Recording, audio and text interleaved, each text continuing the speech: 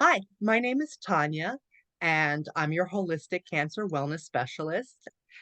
And this is Power Pantaloons podcast. And today we have with us Dr. Greg Yuen. Hello, Dr. Greg. How are you today? Hello, how are you? I'm fantastic. So, why don't you tell the audience a little bit about what it is that you do? All right. Well, I'm a psychiatrist, a Tai Chi instructor, and a massage therapist. What I specialize in, you could say, is in Qi cultivation. You may have heard of the term Qi. That's the vital energy that in Chinese medicine they say runs through your body to keep us healthy. So I am promoting this technique called Do-In, mindful self-massage, as an important tool to help you to cultivate that qi. There's other ways of cultivating qi. I'm promoting this method because it is so simple, easy, and readily available. So, why don't you talk a little bit more about that? Um, can you show us a couple of examples, maybe? Sure, sure. Basically, Do-In mindful self-massage is based on the premise that in the Tai Chi classes, they says, where your mind goes, the chi goes. So example, if you focus on your palm, your mind focusing on the feeling, the sensation in your middle of your palm, the chi, the vital energy will gather there, okay?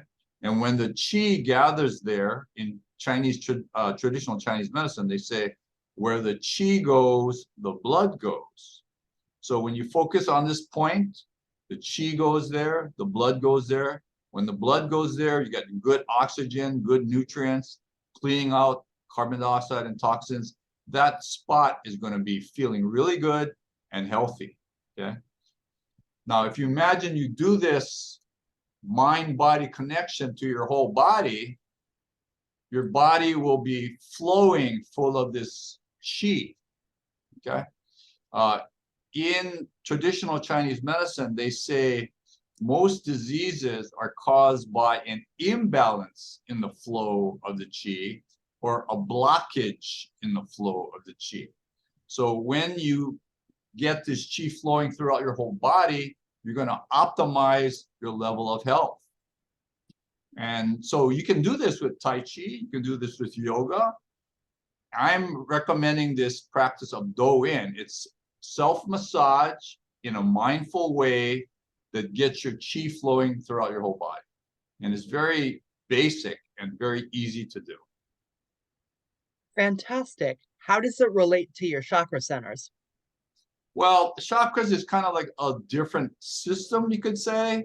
There's different energy centers that are in the body. The Chinese talk about energy centers, not in the same way of the chakras, like seven, chakra centers, or for example.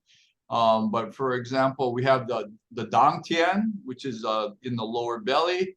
We have another center up here, or center here, and another up here. So I think they usually put into three different centers, usually in the Chinese way of thinking. Okay. All right. I I didn't know that, and I was curious. Sure. Okay, so how would you start? You just think about where you Well, want your I have an instructional video that can take people through the actual massage sequence, but basically it's you just massaging. Okay, we could start, for example, with the hand and just like massage your fingers, tops and bottoms and sides like that. Okay. Now most people, they use their hands every day, but when do they actually focus in a focus way on the actual fingers in your hands? We don't do that. It's yeah. not something we commonly do. But think about it this way on another level. Take it away from this idea of qi and Chinese medicine. If you give love to anything, whether it's your pets, your plants, your work, your kids, what happens when you give love to something? Energy changes. Yeah. Well, it will thrive. It'll feel nurtured, all of that. And think about how we have our body every day, and we don't give that same kind of love to our body. And we're talking about with the Do-in, when you're massaging every spot in your body, you're saying, I love you, I love you, I love you, I care about you, I care about you. And how do you think your body's going to respond? Yeah, yeah, It's not common absolutely. sense. It's sort of common sense. I don't have any scientific data on this. You know what I'm saying? But I mean, it just sort of makes so much sense to do that. It's so obvious in one way, you know? Yes, sometimes the most obvious things are too obvious. Right, right. Yeah, that's it. And that's why I like it. It's so simple, but it's not easy because you know you got to do it. You got to do it, right? Like, and it's like any kind of discipline that we have, whether it's exercising or watching our diet, but we have to do it. And yeah, that's the other side of it. So it's simple in concept and all that, but the execution is where people need to get the real benefit, you know. Well, I find that I have been massaging my fingers for the last couple of minutes. Yeah, yeah. But imagine if you do your whole body, your whole body. Yeah, And I emphasize, I call it the principle of the whole, WHOLE. And what I mean by that is you can, go on YouTube and they'll give you various massage sequences to do. Okay. And I have nothing against them. I think any kind of body mind connection that you do is going to be a benefit. But I emphasize the whole body. Why do I emphasize the whole body? If you take the Greek word holos, Holos, okay, it is the derivative of the words whole, WHOLE, holy, HOLY, and health, HEALTH. And you talk about holistic treatment for cancer survivors, it embodies the idea of the whole. So the point that I'm trying to make is you can massage certain parts of your body, okay? But if you massage your whole body, there is a synergistic effect. In other words, the sum of the whole will be greater than the sum of the parts. Okay, or I should say the whole is greater than the sum of the parts. Yeah. So two and yes. two is going to be greater than four. What you experience in terms of your level of health would be so much more than just you did a few parts. Oh yeah, it's good, you get benefit. But when you do the whole, it just ratchets it up even further. Yeah. I absolutely believe that mind, body, spirit, you need to work on all of them together in order Yeah. to be Yeah. healthy. Like Definitely. that's the whole premises of, Yeah. dis-ease. Disease starts with a dis-ease somewhere in the body first that you're not addressing, and energetic blocks or stagnation or whatever um is the first start of that. It's the beginning, and if you don't address it, it can progress. Yes. Yes. Where else did I want to go? I wanted to ask how you think that Do-in relates to acupressure or acupuncture. Well, Do-in is sort of like a manual stimulation, whereas acupuncture uses the needles to stimulate. Okay. And my feeling about it is if you do Do-in practice on a regular basis, it will obviate any need for an acupuncturist. You can be your own sort of doctor that way. It's not just, I'm not trying to discourage people to go see acupuncturists. Far be it for me to say not do that. Get value from that, but just it'll be your way of saving money, being more responsible for your own health, you know. And acupressure is very similar in a sense, but again, it doesn't. Okay, here's again the principle of whole we're bringing in here. In acupressure, they're more concerned about the points. Okay, hold on just a second. Let me get you. Let's show you the acupuncture doll. Yeah. You have an acupuncture. Why am I not surprised? Okay, so the acupuncture doll has the lines of energy they call them meridians. Meridians. and then the points are on these lines, these meridians. Okay, so it's kind of like a roadmap of the landscape of the body. Okay, and what we realize is that the roadmap doesn't tell you the actual landscape, just like a real roadmap doesn't tell you where the store is or where the tree is and all that kind of thing. So what I'm trying to say is that when you approach it from the whole principle of the whole, you are massaging not just these points, but beyond these points as well. So we're really trying to incorporate the whole ball of wax. Yeah. And that to me is where you're going to get more benefit. So I have nothing against acupressure, a lot of value there, acupuncture, a lot of value there, but I'm trying to go beyond it in some respect. And, I have all due respect to those disciplines. I'm making a stand on this and saying there's more value there. Okay, so now my next question would be on technique because not everybody knows how to do massage. Right. Do you want to speak a little bit about that? Are you talking little slow circular motions? Are Well, you talking yeah, good, very good. Okay, so for people that don't have experience with massage, I do recommend that they see a body therapist for a period of time so that they can kind of get an idea of what it's like to feel when somebody is pressing in and feel those little knots and those points that are tender and all that. And so get some experience there. It's a good thing. And I usually recommend, if you're going to be doing that, when somebody massages you or presses you, you meet them on the inside with your mind and awareness at that spot. Okay. A lot of times, I mean, I'm guilty of it myself. You go to a massage therapist, you're just cruising, you're just like letting it happen. You're not even paying attention. You just No, want to, not at all. You're just right, just right, be right. being in the moment and Yeah. feeling all the So beautiful zen. there's value to Absolutely. that. There's value to that. It's a nice feeling. But if you really want to cultivate your chi, use the body therapist as a assistant. So when they press that spot, oh, that's the feeling. Your mind is there, and you kind of meet them halfway, you could say. Then you do that to your whole body. You'll learn the feelings in your whole body if they do a comprehensive massage. So start there, and then you kind of have to just kind of begin to explore it with yourself.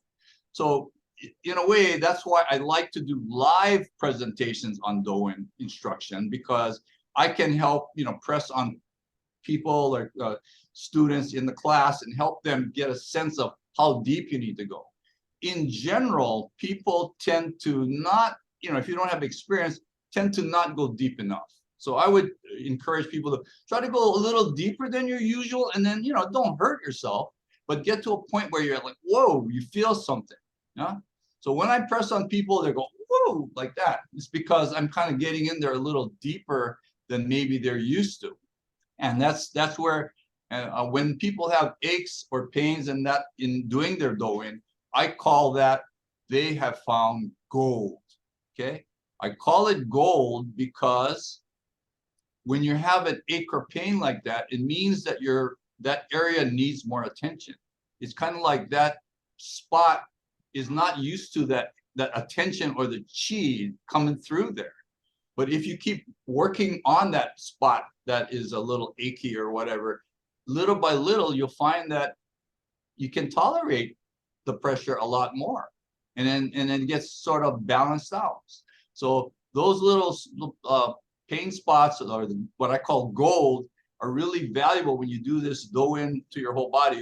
You'll discover some of these spots, and over time, if you do it on a regular basis, things will be changing. Like I had this one spot in my lower leg, and I do Doan virtually every day, right? So I press on this spot, and I'm going, whoa, where did that come from? I pressed on there all the time. I can't tell you. I really don't know where it came from, but it was very sensitive. And then I saw, kind of give it a little more attention as time goes by. And then eventually, like today, no sensitivity. It's fine. So whatever the case may be, for that time, maybe there's a little bit of imbalance in the flow or whatever. But in any case, I give it the attention, and hopefully the chi energy did what it needed to do, you know. So it kind of is also based on sort of a faith that the body has healing ability. Yeah.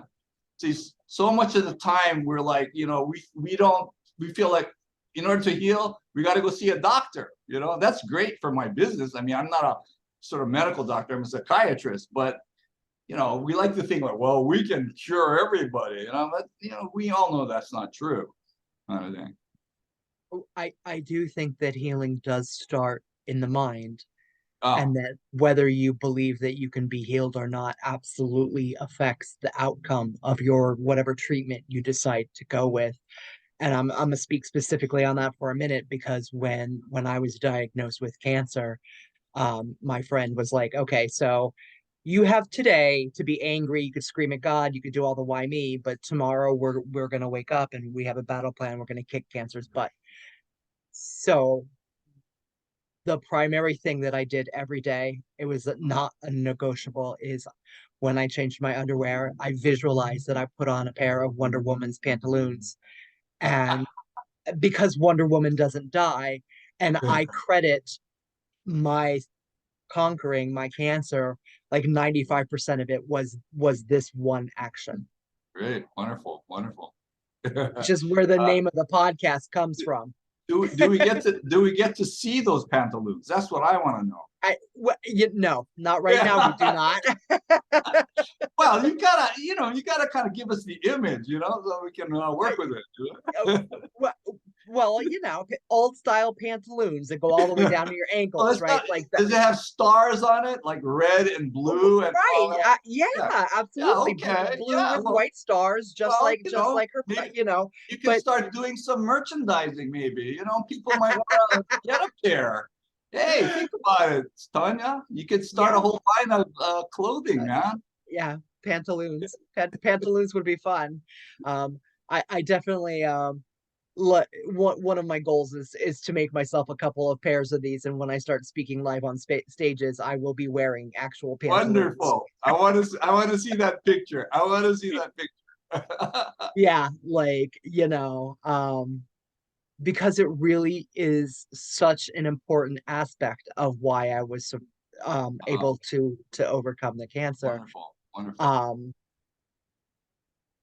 I went to a couple of like support network places, and while I was there, people were stewing in their diagnosis and they just wanted to complain. Nobody wanted to talk about alternative wellness modalities to add in to their program. No, nobody wanted to do anything except bitch and moan. And I was like, I cannot. This environment is bad for me. Uh, So uh, I you use found good my judgment. You use good judgment. I built Uh, my own support networks where uh, we, you know, I made it exceedingly clear that we were not to give me expiration dates, nor were we allowed to mourn me while you were standing in my presence. What uh, you discussed behind closed doors, where I couldn't hear, that was on you. But in my presence, we were not gonna, okay, wonderful. because that was not Uh-huh. uh proactive for me. Like Right, I, great. yeah, Would this be a time where we might want to talk about my theory on the cause of cancer? this would be a perfect time Yeah. for us to have that Okay. discussion. Okay. Okay. So when I think about cancer, again, I'm thinking more in terms of energy, energetics, because the Chinese medical system is kind of based on the energy, the qi. We're talking about the qi again. Okay. So think of it this way: if something is growing, like say on my cheek, if something is growing and it's really growing, something's got to be feeding it. It's got to be getting some energy there, right, to feed Yeah. it. Okay. So the point that I would say is there's an excessive amount of energy to make that thing grow. And by the energy being excessive, what it means is it's not balanced. The energy is not balanced in your body. So you need to kind of balance that energy. So how do we balance that energy? Okay, first of all, you've got to make a change. Okay, so the way to think of it is this way: cancer is the end result of a long time particular habit or lifestyle. That's how I think of it. Okay, people would maybe disagree, but I think of cancer as being sort of like if you have a bullwhip, okay, you uh, bring it back and then you go forward, and it takes a long time before you hit the snap, okay? And the cancer is sort of that tail end of this long lifetime of bad habits or bad thinking, whatever it may be, and it manifests in that way, okay? So you have to make, the key thing is to make a change. In your case, perhaps what worked had it to do with your thinking, whatever, you know, maybe you are always kind of a more positive, proactive kind of individual, and you wouldn't just stand for the usual way of things. But clearly, you know, you didn't just kind of settle for the usual ways of dealing with cancer and surviving cancer. You went kind of beyond that. You kind of, you know, did your own thing, kind of thing. Which, yeah. So it does have to do with like getting out of your usual habits. In a discipline called macrobiotics, that was a proponent was one of the major ones was Michio Kushi. It was founded by George Osawa. Anyway, they talk about a dietary approach to health and happiness. And their idea of cancer is that it is caused by arrogance. That's the term they use, arrogance. I don't like using that term. That sounds a little bit kind of harsh and confronting. But the arrogance has to do with people being fixed on a certain way of living. You know, they eat the same every day.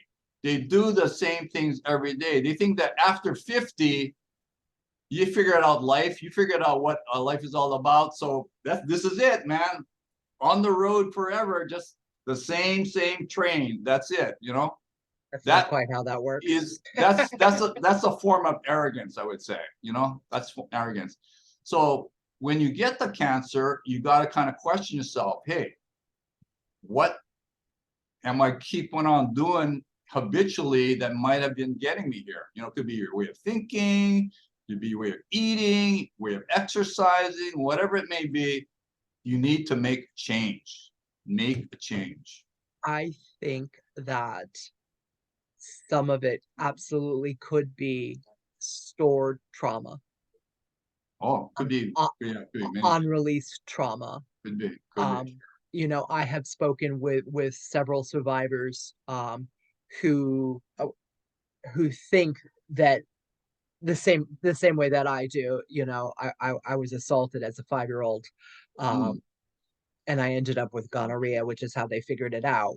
Oh my And gosh. I believe that that is where my Yeah, cancer the yeah, dis-ease in my body started when I was 5, yeah, and it took all the way to 38 for it to manifest because I didn't resolve any of that. yeah. And then it is pretty, well, it's pretty obvious to me, but not much so for everybody in general, that when you have experienced trauma, that it sets up certain body energetic, you say dynamics in your body Absolutely that it does. you're not aware of, you know. And I myself, I mean, I'm a licensed massage therapist. I don't actually do a lot of massage therapy per se these days, but within my own self, okay, my situation was that when I was 12, my grandmother died, and I had a hard time uh, dealing with the idea that if she died, well, you know, maybe I'm going to be going sometime too. I couldn't conceive of that thought, you know, like where am I going? What am I going to do? You know, it's a lot of Yeah. fear. And it kind of lodged itself in my left lower abdomen. Okay. So I remember uh, eating candy bars to kind of deal with that emotional crisis, if you will. And it kind of like, I don't know, for whatever reason, I remember the feeling of it being stuck in my left lower abdomen.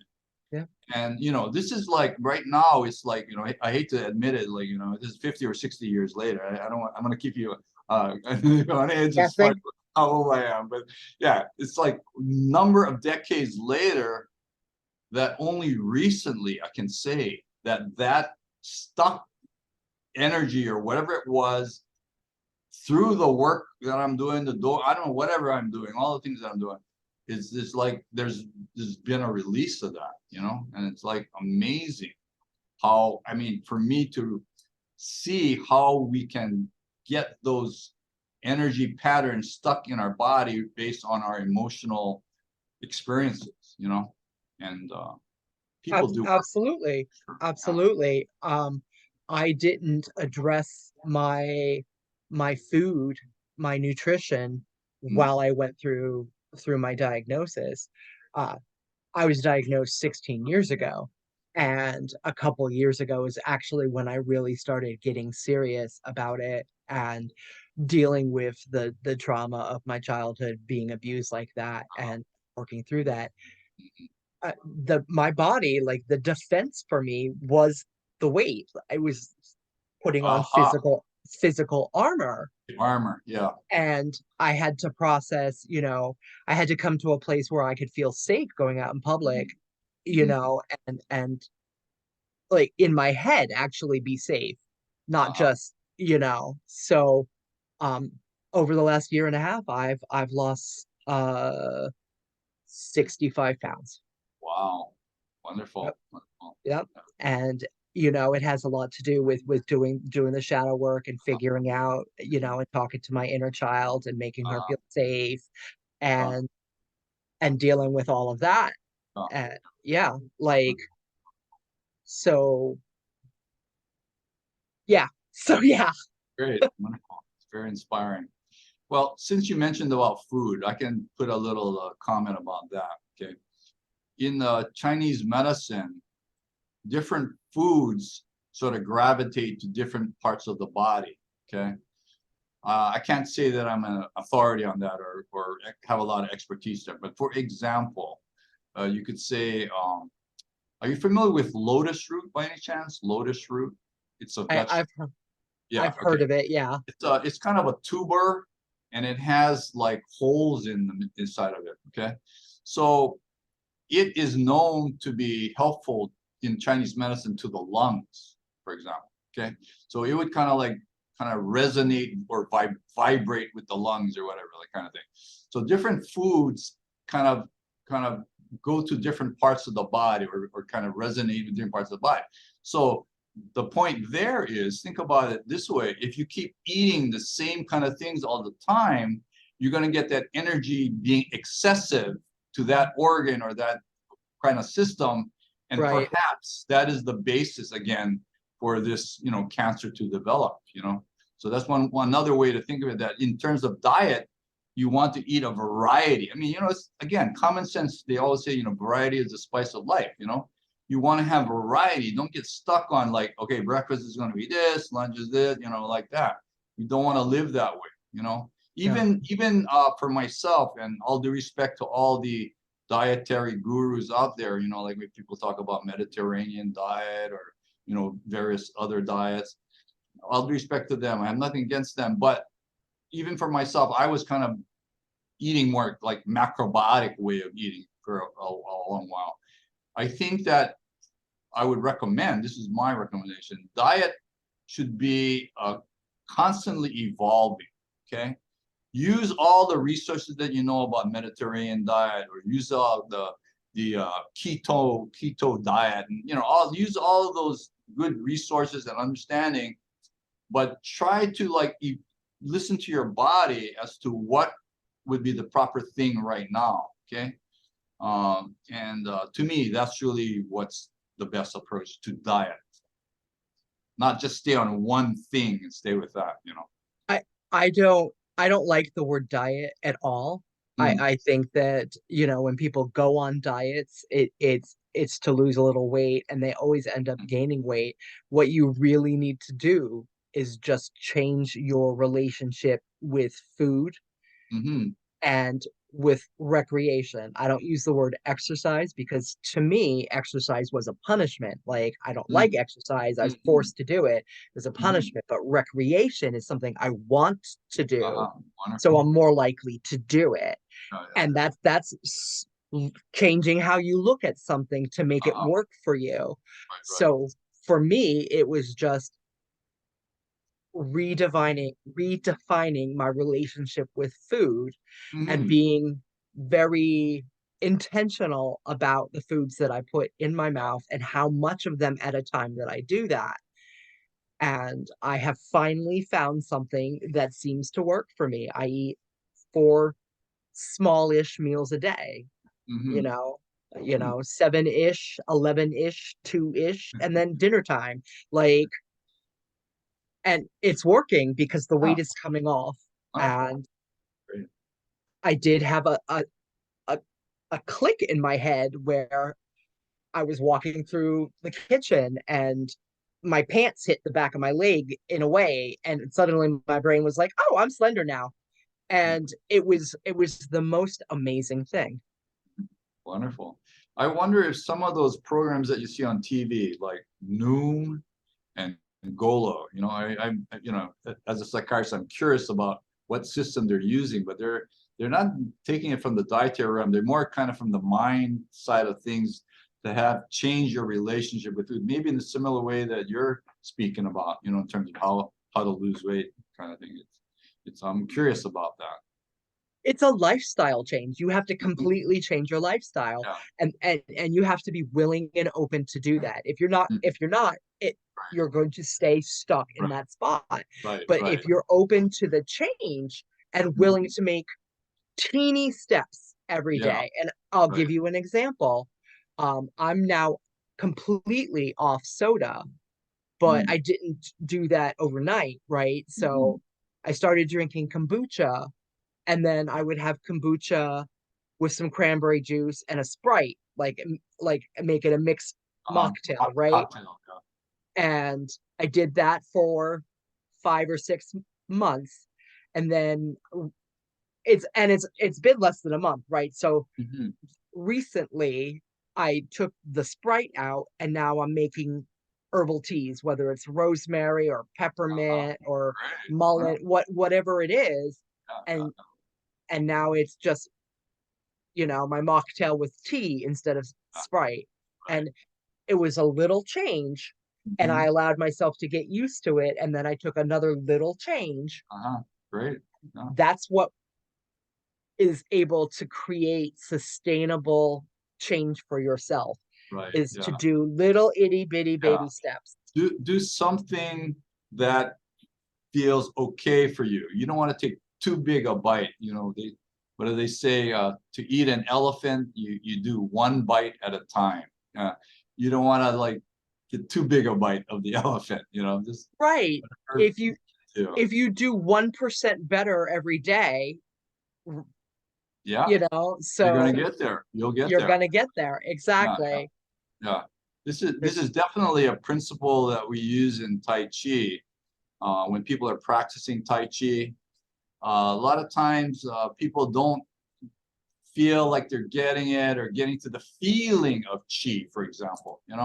But little by little, if they practice every day, then one day they're doing a movement. Oh, they feel it just so smooth and easy, and they feel this flow and all that. Yeah.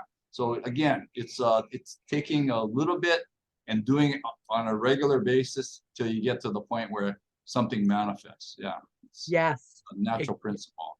precisely. Uh, Yeah. Well, this has been absolutely wonderful. Tell me how people can reach you. Do you have a website? okay. The website on Douyin, do-in.us. If you go there and you give me your email address, you'll get access to a free instructional video on Douyin that's on YouTube. And then, Fantastic. you can learn all about what Douyin is about and all that kind of thing. Other than that, my personal website is gregyuenmd.com, GregYuenMD.com. And then anybody can email me at gregewan@cs.com, charliesamuel.com, gregewan@charliesamuel.com. Or people can call me as well, 808-284-7955. I'm I available. I will make sure to put that in the show notes so people have ways to reach you. I really appreciate your time tonight, Dr. Greg. It was a Yeah, fantastic discussion. yes. And I love the inspiration that you're giving to so many people and the transformation that you've gone through. I mean, it's really remarkable. So that's wonderful. Thank you. Thank you for being here tonight. Okay. Bye bye. Aloha.